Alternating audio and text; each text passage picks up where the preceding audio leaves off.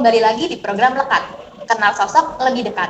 Bersama saya Rebecca, pada kesempatan kali ini kita akan bertemu dengan salah seorang akademisi dan peneliti di bidang yang cukup unik. Penasaran siapakah beliau? Yuk langsung aja kita bertemu dengan beliau. Selamat siang Bu Dina. Halo Mbak, selamat siang. Iya, gimana Bu kabar akhir-akhir ini nih? Alhamdulillah baik, sehat. Baik, sehat. Iya, betul. Ya. Nah, jadi sebelum masuk nih Bu, saya mau tanya dulu, Bu Dina ini lahir dan besar di mana nih Bu? Saya lahir dan besar di Surabaya sebetulnya Mbak. 54 tahun yang lalu saya dilahirkan. Agak masih muda lah Bu, nggak apa-apa Bu. Nah, berarti setelah itu baru pindah ke Jogja nih Bu. Untuk sekarang menetap di Jogja? Iya, saya menetap di Jogja sejak tahun 95. Oh, cukup lama ya Bu berarti di Jogja betul, ya. Betul Mbak. Kemudian setelah menetap di Jogja, menjadi akademisi dan peneliti juga di Jogja. Iya, Aktif karena di Jogja, iya ya? betul, karena saya kan bekerja di Universitas Atmajaya Yogyakarta di Departemen Ilmu Komunikasi gitu. Oke. Nah, mungkin kalau boleh jelaskan nih Bu, sejak kapan sih Bu Dina itu mulai menjadi akademisi dan peneliti di bidang komunikasi media dan seksualitas? Dan apa sih yang membuat Bu Dina awal mulai tertarik gitu? Jadi begini, ini sebetulnya kisah yang kemudian terkait dengan salah satu dosen saya ya yang ada di Universitas Airlangga, itu Pak Didi Utomo gitu kan. Setelah saya selesai di S2 di Universitas Indonesia, itu kemudian Pak Didi itu kan kami suka jalan bareng, kami suka hangout bareng gitu kan. Lalu beliau bertanya, dia bilang gini, nanti kalau aku mati itu nanti siapa yang meneruskan untuk isu-isu seksualitas ini gitu. Nah waktu itu ya di zaman-zaman sekitar tahun 2003-2004 tuh belum banyak orang yang kemudian secara akademik itu untuk bicara soal itu gitu. Nah waktu itu saya tidak langsung mengiyakan gitu ya, karena waktu itu konsentrasi saya untuk media dan komunikasi itu di cultural studies gitu Mbak. Iya, dan lihat tentang culture, budaya pop seperti itu gitu. Nah, tapi kemudian Pak Didi mengingatkan saya bahwa isu seksualitas pun itu bisa masuk di budaya pop seperti di sinetron gitu kan. Lalu kemudian di film gitu ya, budaya populer tuh sangat banyak yang mengusung isu seksualitas itu. Lalu awalnya saya bilang, lalu saya kan nggak punya modal ya, maksudnya secara mendasar untuk belajar tentang seksualitas itu. Lalu kemudian Pak Dede mengatakan bahwa bahwa beliau akan mentrain saya gitu ya, itu melalui pelatihan-pelatihan dan akan mensupport saya gitu ya ke pelatihan-pelatihan, dan sejak itu saya ikut berbagai pelatihan baik di dalam maupun di luar negeri terkait dengan isu seksualitas begitu. Oh, nah bisa dijelasin nggak sih Bu, barangkali nih ada sobat suara di rumah yang kurang paham atau kurang punya gambaran apa itu komunikasi media dan seksualitas?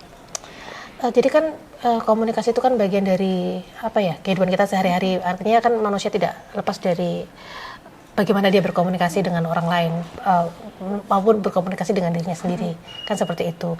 Lalu seksualitas juga hal yang inherent dengan kehidupan seseorang gitu kan.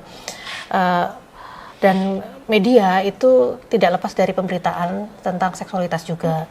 Nah biasanya ini media selalu menampilkan hal-hal yang kontroversi dari moralitas, terutama moralitas perempuan atau moralitas kebertubuhan yang lainnya seperti itu gitu ya.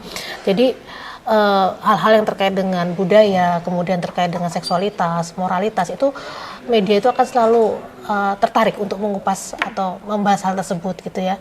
Nah persoalannya adalah kemudian media seringkali terjebak pada isu-isu yang mereka mungkin sebenarnya tidak terlalu paham gitu ya, sehingga kemudian mereka menggunakan apa sih, misalnya hal-hal yang terdekat dengan diri mereka gitu ya, yang untuk membahas isu tersebut.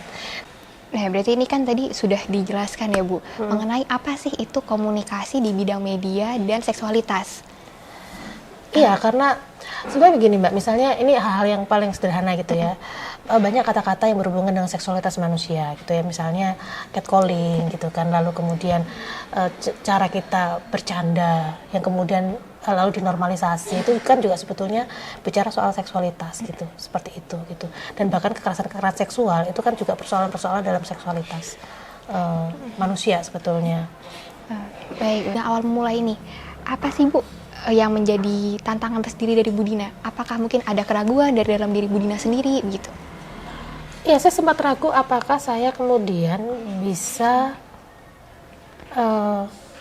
apakah saya bisa melakukan penelitian dan pengajaran tentang seksualitas itu tanpa saya punya perasaan-perasaan untuk melakukan diskriminasi mungkin, atau melakukan stigma yang tidak saya sadari gitu ya, atau mungkin melakukan bullying yang saya tidak sadari sebagai seorang manusia seperti itu gitu.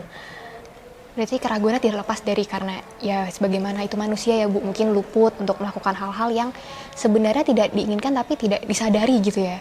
Iya, karena kan sebetulnya ini kan hal yang juga sebetulnya hal baru buat saya gitu ya. Meskipun pergumulan saya dengan misalnya dengan teman-teman yang dimarginalkan orientasi seksualnya itu sudah berlangsung lama gitu.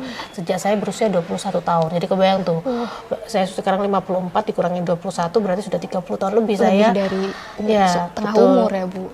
Saya bergulat dengan isu ini. Tapi kan kemudian menempatkannya secara akademik itu kan dua hal yang berbeda gitu loh.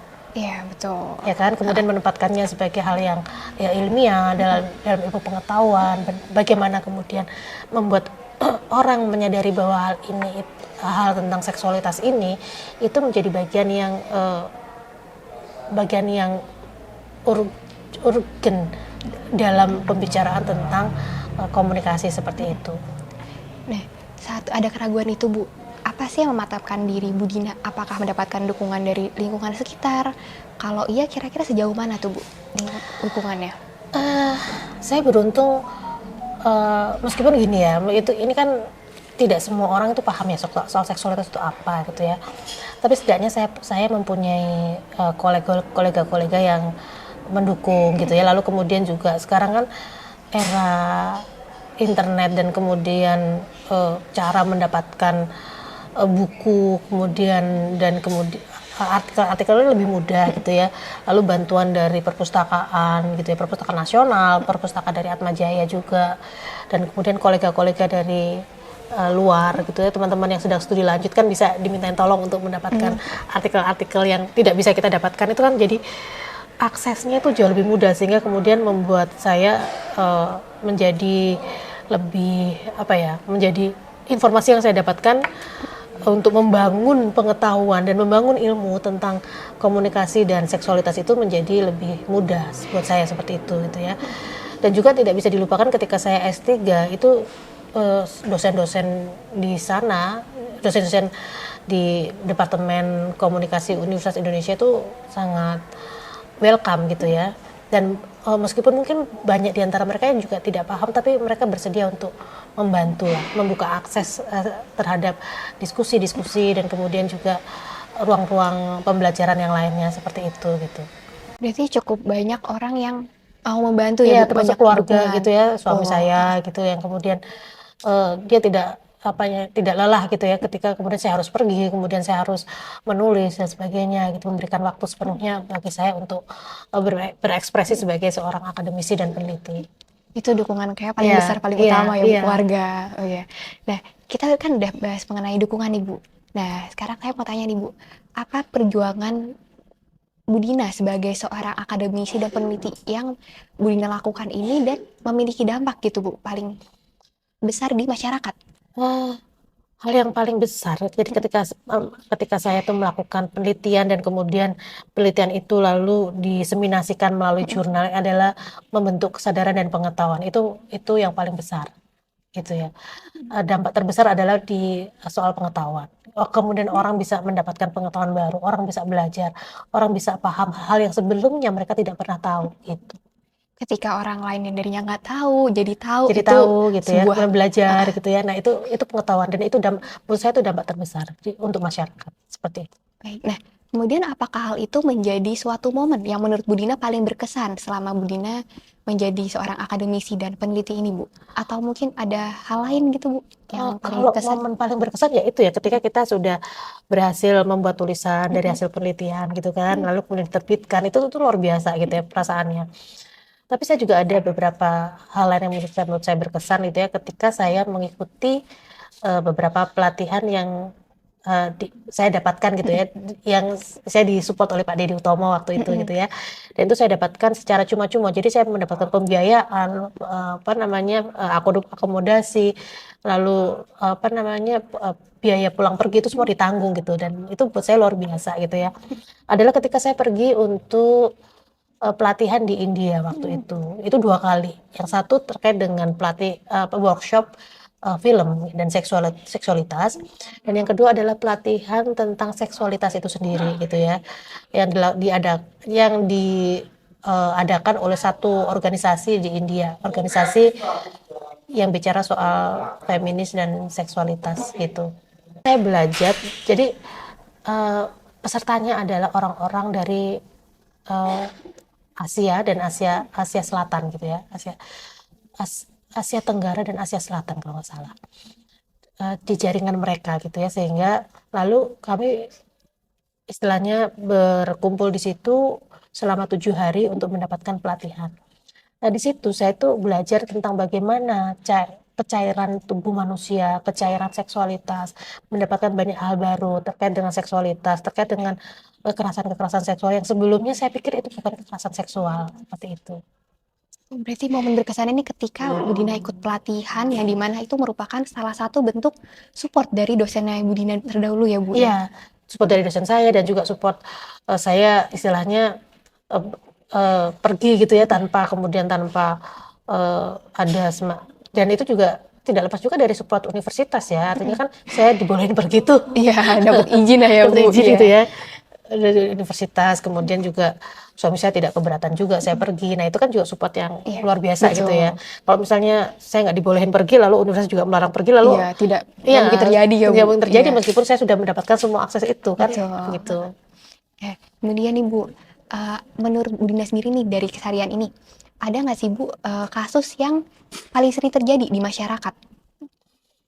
Apa ya Mbak ya, kasus gini, kekerasan terhadap perempuan dan kekerasan terhadap kelompok marginal, kekerasan terhadap kelompok marginal seperti perempuan dan kemudian kelompok-kelompok minoritas gender dan seksual itu makin sering terjadi kalau menurut saya gitu ya, dalam bentuk misalnya entah itu pelecehan, entah itu kemudian terjadi stigma, lalu terjadi diskriminasi, baik itu munculnya di media maupun dalam kehidupan sehari-hari itu sangat banyak gitu ya. Misalnya pelecehan, catcalling lah gitu ya terhadap perempuan gitu ya, atau terhadap teman-teman transpuan di jalan yang kemudian disuitin gitu, itu kan sebenarnya bentuk pelecehan ya, tapi persoalannya adalah orang cenderung menjadikan hal itu hal yang biasa gitu ya, hal yang normal, dinormalisasi hal yang sebetulnya menjadi kekerasan terhadap kelompok-kelompok marginal yang saya sebutkan tadi. Dan kalau mungkin Anda ingat kasusnya Saiful Jamil gitu ya, yang habis melakukan kekerasan terhadap anak di bawah umur gitu kan. Lalu kemudian dia dieluk-elukan oleh media, disanjung-sanjung gitu ya, dia kembali gitu. Kan seharusnya itu tidak boleh gitu ya, tidak boleh dilakukan. Betul. Dan itu media sebetulnya sudah melakukan kekerasan juga gitu. Itu yang dilakukan oleh media. Karena itu yang menjadi titik tolak dari perhatian saya sebagai akademisi dan sebagai peneliti, karena bagaimanapun mahasiswa nanti yang saya ajar kan akan banyak yang berkecimpung di media gitu loh. Betul. Ya kan? Apalagi Bu Dina sendiri juga merupakan seorang akademisi di bidang komunikasi ya Bu. Betul. Jangan sampai mereka kemudian bekerja dengan cara berpikir dan perspektif yang keliru gitu. Ketika bicara soal gender, seksualitas, tentang perempuan dan kelompok marginal lainnya seperti itu Mbak. Nah, kalau dari cerita Bu Dina tadi ini kan, saya rasa ini cukup menjadi salah satu concern bagi Bu Dina sendiri ya. Betul. Nah, selain ini ada lagi nggak sih Bu hal-hal lain yang menjadi concern dari Bu Dina gitu? Iya. Jadi gini, saya itu punya concern terhadap persoalan perempuan dan pakaian gitu ya. Dimana kemudian banyak hal yang membuat tubuh perempuan itu dipersoalkan terkait dengan cara berpakaian seperti itu. Nah, terkait dengan hal ini yang paling banyak muncul sekarang ini adalah perundungan terhadap jilbab, perempuan dengan jilbab, bukan pada perempuan punya jilbab lalu kemudian dia dirundung, bukan, tapi justru pada perempuan muslimah yang tidak berhijab itu lalu kemudian dia banyak mendapatkan perundungan. Nah ini terjadi banyak di sekolah-sekolah negeri gitu ya. Nah, kalau misalnya nanti Anda punya waktu, coba lihat laporan dari Human Rights Watch gitu ya, yang judulnya I Want to Run Away atau Aku Ingin Lari Jauh gitu ya. Yang itu laporan terhadap maraknya kekerasan dan perundungan hijab di sekolah-sekolah negeri, dan itu menjadi hal yang sebetulnya agak mengkhawatirkan gitu ya, ketika perempuan lalu didikte untuk seperti apa dia harus berpakaian, seperti itu gitu. Ini dan juga kemudian orang-orang yang ingin berpakaian sesuai dengan apa yang dia inginkan, berekspresi lalu menjadi tidak bebas lagi gitu. Misalnya nih ya, ketika saya kemudian saya tuh suka dansa, dansa yang namanya itu salsa gitu ya, dari negeri Amerika Latin, dari Kuba gitu ya, dan saya bisa gitu. Tapi ketika kemudian saya menarikannya dengan mungkin pakaian yang sedikit terbuka gitu ya, itu ada potensi lalu saya diviralkan lalu menjadi dosen yang berpakaian tidak senonoh lah apalah gitu ya, yang sebetulnya tidak perlu gitu ya, seperti itu gitu loh. Nah, hal itu yang kemudian membuat saya juga, dan kalau soal dirundung saya juga, soal ini ya, soal jilbab itu ya cukup sering gitu ya, sehingga saya pun ada di salah satu WAG penyintas, orang perempuan-perempuan yang penyintas jilbab itu. Saya dan teman-teman perempuan dan keluarganya gitu. Karena persoalan ini lalu menjadi hal yang sangat rumit gitu ya. Bahkan ada satu keluarga yang rumahnya dibakar karena penghuninya atau satu keluarga itu memutuskan untuk tidak menggunakan jilbab. Gitu. Berarti ini cukup hal yang harus diperhatikan ya, Bu? Menurut saya iya, dan itu pemerintah harus punya perhatian, karena bagaimanapun kayak sekolah-sekolah negeri itu kan lewat pembiayanya kan lewat APBN gitu loh. Iya, betul. Iya, ya kan. Nah, itu kan juga berarti uang negara gitu loh. Nah, yang diambil dari pajak masyarakat kan, artinya kan tidak bisa adanya peraturan yang sewenang-wenang itu dimunculkan gitu. Seperti itu. Jadi emang seharusnya bukan cuma hanya untuk wanita ya, Bu, sebenarnya untuk semua orang bebas untuk mengekspresikan. Iya, bebas, seperti itu. Lalu bukan berarti yang kemudian tidak berpakaian yang seperti yang disyaratkan lalu kemudian menjadi perempuan tidak baik-baik. Tapi kan itu kemudian direproduksi, Mbak, di media-media massa, menjadi sinetron. Lalu kemudian perempuan yang kemudian misalnya ada soal ini ya, perceraian, lalu anaknya menjadi yang tidak baik, lalu yang disalahkan yang perempuan karena dia sibuk gitu kan. Padahal kan itu kan kalau dalam keluarga kan logikanya adalah dikerjakan secara berdua gitu loh, seperti itu. Itu masih hal-hal yang kemudian muncul gitu yang di media seperti itu. Lalu pakaian agak mini sedikit lalu dikatakan bukan perempuan baik-baik gitu. Itu yang kemudian menjadi salah satu menjadi perhatian saya. Adanya stigma-stigma itu ya. terhadap, lalu kemudian orang yang punya keberagaman gender, keberagaman seksual lalu dikatakan sebagai dosa besar, lalu nah hal itu yang juga menjadi perhatian saya selaku akademisi dan peneliti gitu. Baik. Nah, kemudian nih Bu, bagaimana sih dinamika para akademisi dan peneliti di bidang komunikasi media dan seksualitas ini? Sebetulnya saya sih belum banyak ya berkoneksi dengan dosen lain yang kemudian bicara soal seksualitas ini, Mbak. Karena begini, kalau tentang komunikasi dan gender atau media dan gender itu sudah banyak gitu ya, ketika akademisi komunikasi membicarakan soal gender seperti itu. Nah, cuman kan kita harus cuman gini, kalau kita bicara soal gender gitu atau peran perempuan gitu ya di masyarakat, yang bagaimana kemudian media meliput hal tersebut, itu biasanya hanya menempatkan pada dua gender gitu ya, laki-laki dan perempuan yang cisgender seperti itu. Nah, selebihnya yang di luar itu tuh tidak banyak muncul atau dimunculkan gitu ya, dan kemudian yang dimunculkan adalah hal-hal yang dianggap lalu itu sebagai penyimpangan semata-mata itu gitu ya, tapi tidak melihat hal yang lain yang bisa lebih berarti gitu buat masyarakat.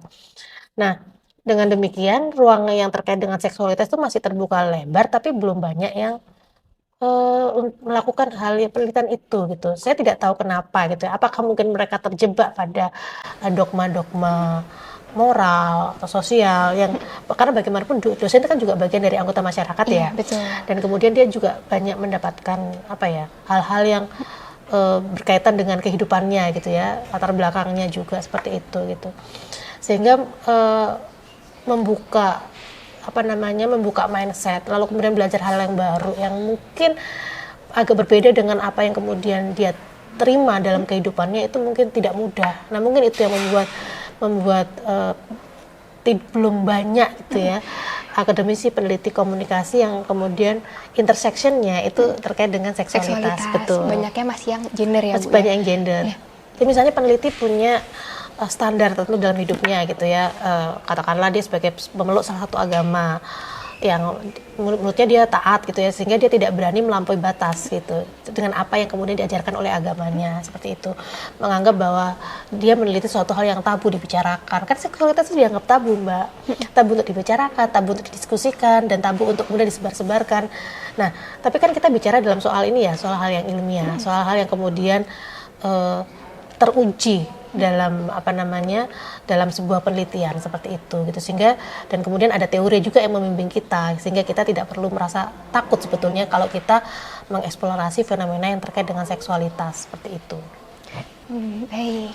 Nah, kemudian nih Bu, kalau menurut Bu Dina sendiri nih, ada nggak sih Bu langkah yang paling sederhana atau bisa dibilang kayak langkah awal tahapan yang bisa dilakukan kami sebagai anak-anak muda saat ini kalau ingin terjun ke isu mengenai seksualitas ini, entah dari media dan seksualitasnya juga begitu? Sebetulnya sederhana ya, karena kan kita itu kan berhadapan dengan diri sendiri dulu gitu ya. Jadi hal apa sih yang kita takutkan gitu ya. Misalnya kita takut gitu, misalnya kita melihat anak sekarang pacaran gitu ya. Lalu kan kita bisa melihat bagaimana kekerasan itu muncul gitu ya, bagaimana kemudian terjadi perempuan tunduk pada laki-laki, mengikuti apa yang kata pacarnya, kemudian merasa bahwa kalau dia tidak boleh melakukan sesuatu, tidak boleh berteman, tidak boleh ini itu, lalu itu alasannya cinta. Tapi kan enggak. Nah, itu kan manipulasi. Kita bisa mengambilnya dari sisi yang soal manipulasi, sisi maskulinitas, sisi patriarki. Nah, hal itu. Sementara seringkali bahwa orang itu tidak sadar bagaimana meluasnya ideologi patriarki ke setiap setiap helaan nafas itu bisa muncul di situ gitu loh, Mbak. Dan itu seringkali kemudian menjadikannya itu sebagai hal yang normal, hal yang biasa. Berarti seperti emang itu butuh dari diri sendiri dulu ya, Bu, menyadari dulu, memahami dan melakukannya dari diri sendiri dulu gitu ya. Dan kemudian sadar bahwa itu hal yang kemudian menjadi bagian dari ideologi patriarki. Selama dia tidak sadar bahwa ada ideologi patriarki yang kemudian menghambat semua gerak-geriknya sebagai manusia, nah itu yang kemudian agak repot nanti gitu. Karena kalau tidak sadar ya dia tidak akan mengetahui bahwa itu hal yang salah ya, Bu ya. Betul. Oke. Nah, selain Bu Dina, misalnya gini, Mbak, ya, kayak tadi tuh ya, misalnya gini, Anda misalnya ngomongnya terlalu, misalnya Anda punya kebiasaan ngomong dengan kencang gitu, kamu suka tertawa, Mbak ini segala macam. Lalu kemudian, tapi Anda tidak punya pacar misalnya. Lalu orang mengatakan, ya jelas kamu nggak punya pacar, orang kamu ngomongnya kencang-kencang, kamu nggak feminin, kamu nggak lembut, kamu tidak dan berbagai tidak. Lalu Anda kemudian mengatakan pada diri sendiri ya, iya ya, saya tidak begini, saya tidak begitu. Dan Anda merasa bersalah. Nah itu kan sebetulnya yang saya mau bilang gitu.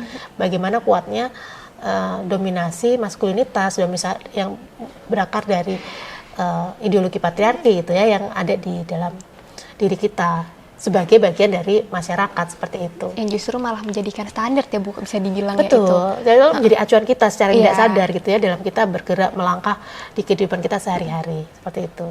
Baik, Bu. Nah, ini kami juga sempat riset-riset. Ternyata Bu Dina ini juga cukup aktif di Satgas PPKS ya, Bu.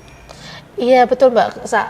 Untuk 2 periode ini dari tahun 2023 hingga Desember 2024 saya bekerja selaku ketua tim Satgas PPKS UAJY. Wah, itu jadi pimpinannya ya, Bu ya? Iya, ketua Satgas ya, betul. Nah, mungkin boleh Bu sedikit dijelaskan apa sih itu Satgas PPKS gitu?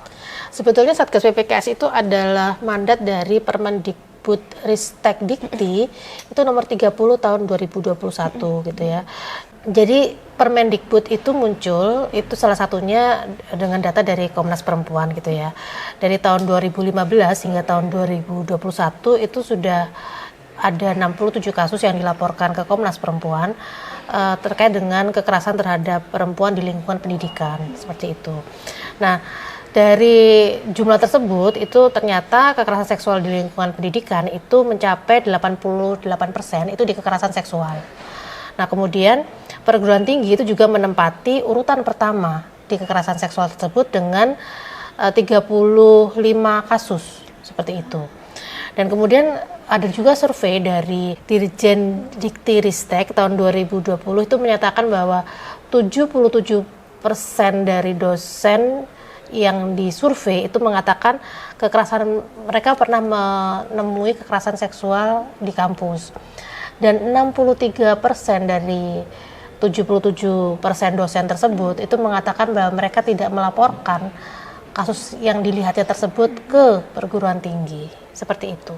Nah, berarti kan itu karena dari banyak-banyaknya kasus nih ya Bu ya. Nah, kalau di UAJ sendiri nih Bu, sejak kapan sih Satgas PPKS-nya itu? Universitas Atmajaya Yogyakarta itu membentuk pansel pada tanggal 7-8 November ya, 2023. Nah, kemudian uji publik dari hasil pansel tersebut itu tanggal 17 November. Dan kemudian terpilih 7 orang itu sebagai Satgas PPKS, dan kami bekerja melalui SK Rektor itu pada per 1 Januari tahun 2023. Jadi ini sudah mendekati akhir dari tahun kedua kami, seperti itu. Oh, berarti cukup baru bisa dibilang ya? Ya, boleh dibilang baru Mbak, ya. Nah, kemudian sejak adanya Satgas PPKS di UAJ ini Bu, atau mungkin nggak cuma di UAJ ya, kalau Bu Dina sendiri melihat seberapa mahasiswa ini lebih terbuka sih Bu dan berani untuk melapor ke Satgas PPKS? Keberadaan Satgas PPKS itu kan menjadi mandat ya dari Permendikbud nomor 30 tahun 2021, sehingga setiap pendidikan tinggi itu baik universitas yang di bawah LL maupun yang di bawah Kementerian Agama itu wajib punya Satgas PPKS gitu, seperti itu. Dan kemudian Satgas PPKS ini akan bekerja di bawah masing-masing perguruan tinggi, di bawah rektor gitu ya Mbak. Nah, kemudian lalu apakah kemudian dengan adanya Satgas PPKS itu mahasiswa berani melapor? Antara iya dan tidak. Tapi memang bahwa kami menerima banyak laporan gitu ya. Sejauh ini ada sekitar 12 sampai 15 kasus. Sejauh ini ada 12 hingga 15 kasus termasuk yang mengundurkan diri. Artinya tidak meneruskan kasusnya, seperti itu. Nah, kemudian masih ada juga yang tidak berani melapor, dan ada banyak hal kenapa mahasiswa tidak berani melapor. Itu salah satunya adalah karena relasi kuasa dosen yang lebih tinggi dari mahasiswa gitu ya.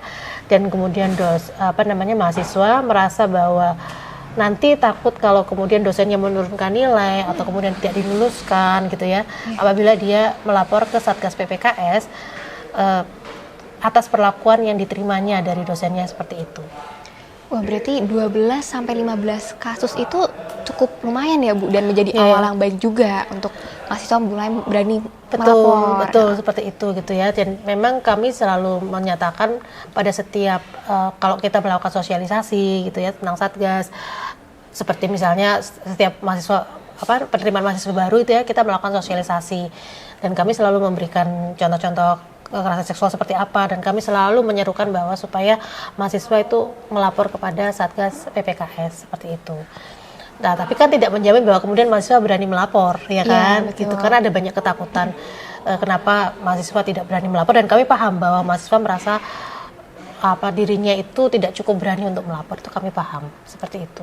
Nah, kalau menurut Bu Dina, bagaimana ya Bu cara yang paling baik untuk agar mahasiswa-mahasiswa yang menjadi korban ini berani untuk melaporkan gitu Bu? Kami itu kan sudah punya ini Mbak, sudah punya semacam hotline ya, baik bisa melalui Instagram, kemudian bisa melalui ada TikTok juga kami punya, dan ada X TikTok Twitter ya Bu? Twitter ya, ada Twitter. Twitter. Meskipun yang sampai saat ini yang masih diutamakan adalah Instagram gitu, jadi mahasiswa bisa melapor di situ. Tapi kami juga punya saluran namanya lapor Satgas PPKS itu lewat email, dan ada juga WA, WhatsApp dan Signal gitu ya. Karena kami merasa juga bahwa Signal itu juga cukup aman gitu ya buat mahasiswa kalau melapor dibandingkan WhatsApp gitu ya, salurannya seperti itu. Nah, itu yang bisa dan kami juga menempelkan menempelkan poster-poster gitu ya, termasuk juga nomor yang bisa dihubungi gitu bagi mahasiswa untuk melapor seperti itu. Jadi kami mempunyai banyak saluran itu untuk melapor seperti itu.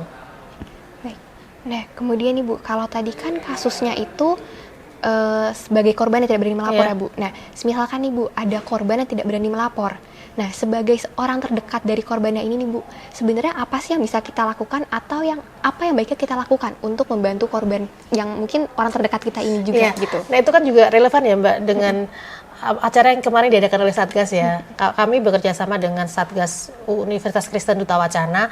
Kami membuat lomba waktu kemarin itu lomba video tentang yang temanya Women Support Women gitu ya, untuk mencegah dan menanggulangi kekerasan seksual di kampus. Nah ini kita lakukan untuk memperingati International Women's Day yang 8 Maret itu gitu. Nah dari situ kita mendapatkan banyak hal ya, inspirasi-inspirasi dari mahasiswa juga. Tapi yang intinya adalah bahwa menjadi orang terdekat itu bisa menjadi salah satu upaya untuk menginspirasi mahasiswa untuk berani melapor gitu ya. Karena kami kan bekerjanya juga rahasia ya Mbak ya. Artinya kami tidak kemudian memblow up kasus atau mengatakan kasus itu enggak gitu ya. Dan semuanya kami istilahnya dengan jalan yang profesional juga seperti itu gitu. Kita melakukan kerja-kerja Satgas ini sesuai dengan aturan dari Permendikbud dan Persesjen. Jadi kami mengikuti alur tersebut gitu.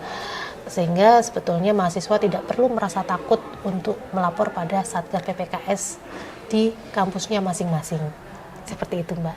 Baik, Bu. Nah, ini kan tadi kayaknya masih cukup banyak ya, Bu, atau mungkin juga mahasiswa yang banyak juga belum berani melapor, mungkin mendapatkan tekanan, atau mungkin bisa jadi ada juga yang terlalu sering untuk menerima pelecehan seksual.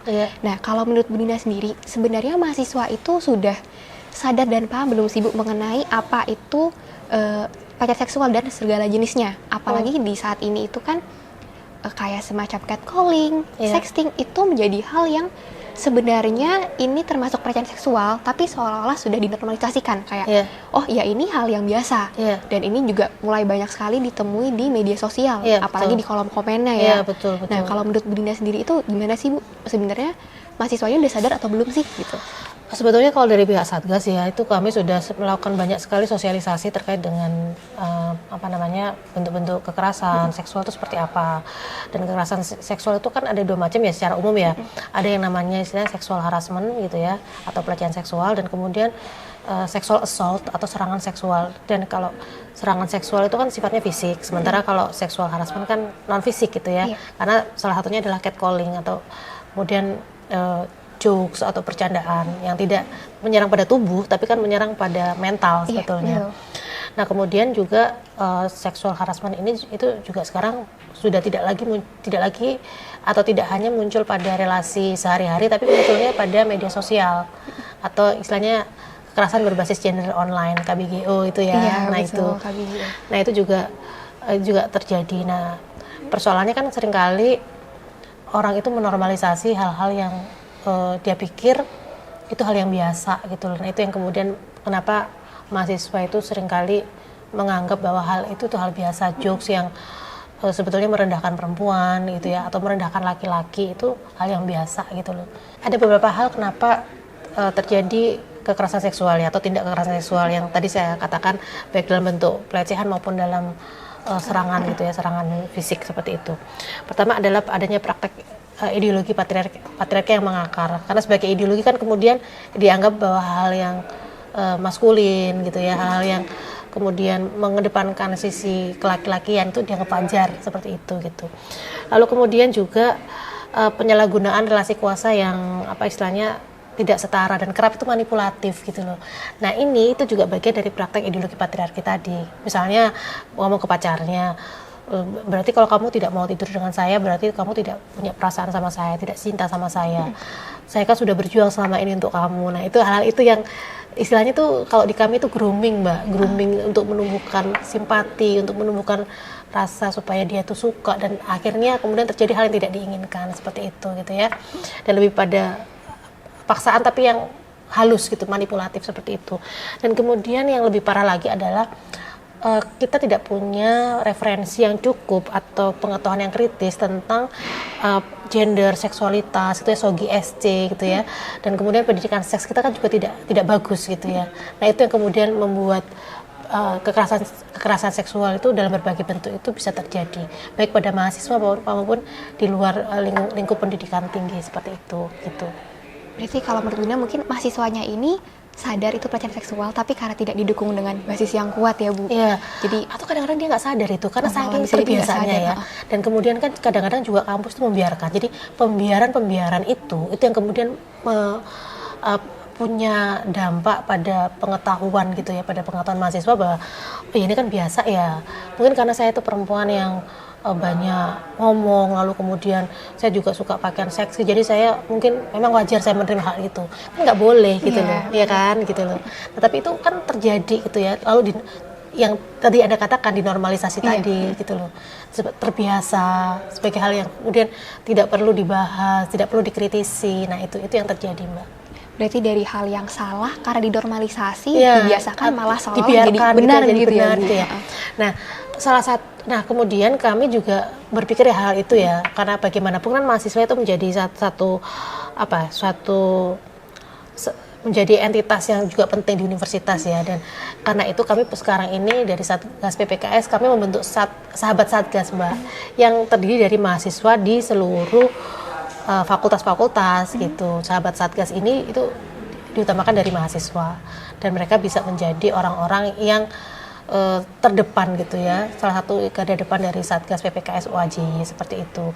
Mereka bisa menjadi pendengar, kemudian bisa meyakinkan pentingnya untuk melapor. Mereka membantu kami untuk melakukan sosialisasi, memberikan ide-ide, diskusi dan sebagainya seperti itu. Wah, itu kayaknya sebuah ide yang bagus ya Bu, menjadi mendekatkan Satgas ke mahasiswa-mahasiswanya ini. Iya, betul. Ya.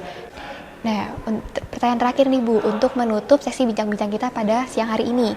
Dari Bu Dina sendiri ada nggak nih Bu pesan-pesan yang ingin disampaikan untuk teman-teman dan Sobat Suara yang sedang menonton ini, buat kita yang ingin mulai untuk berani mengkritisi isu-isu mengenai gender dan seksualitas?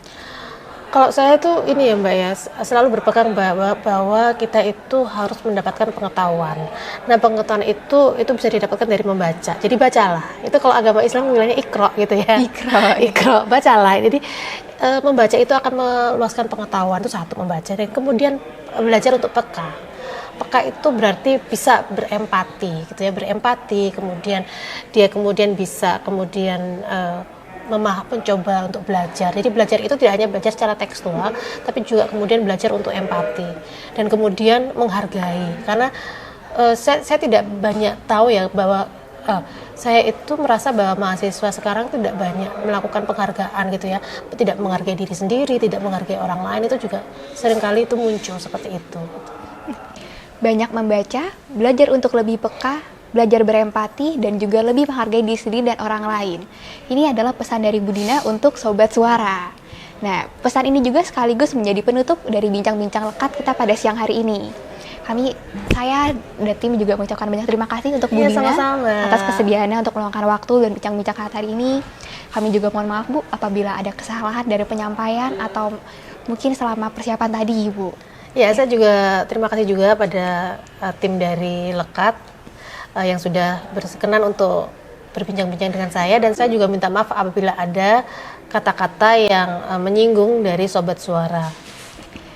Oke, untuk Sobat Suara di rumah, jangan lupa untuk terus nantikan dan nonton terus Lekat untuk episode-episode yang akan datang. Saya Rebecca dan Ibu Dina Listerini pamit untuk diri. Dadah!